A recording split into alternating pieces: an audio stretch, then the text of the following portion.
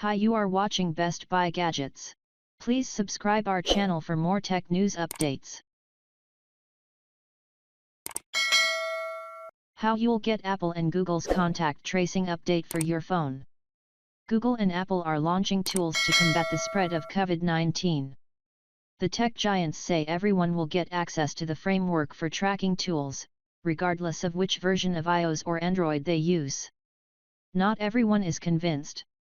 Apple and Google are working together on a major effort to stop the spread of COVID-19 that uses signals from people's phones to warn them if they've been in contact with someone who's tested positive for the disease.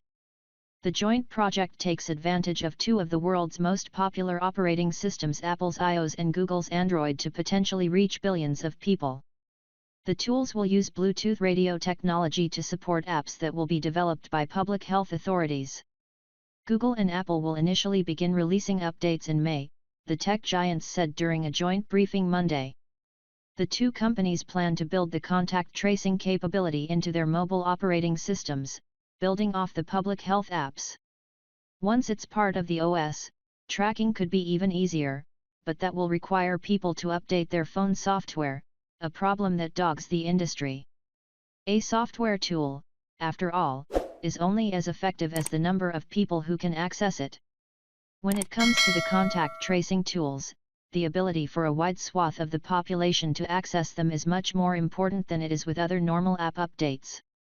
As more countries look into apps to provide contact tracing to contain the COVID-19 outbreak, privacy watchers and civil liberties advocates have warned that relying on technology will create a disparity on who is counted when governments make public health decisions.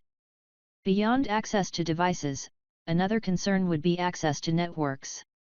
Researchers from Harvard University's Center for Ethics pointed out that a large part of the U.S. population don't have consistent access to broadband.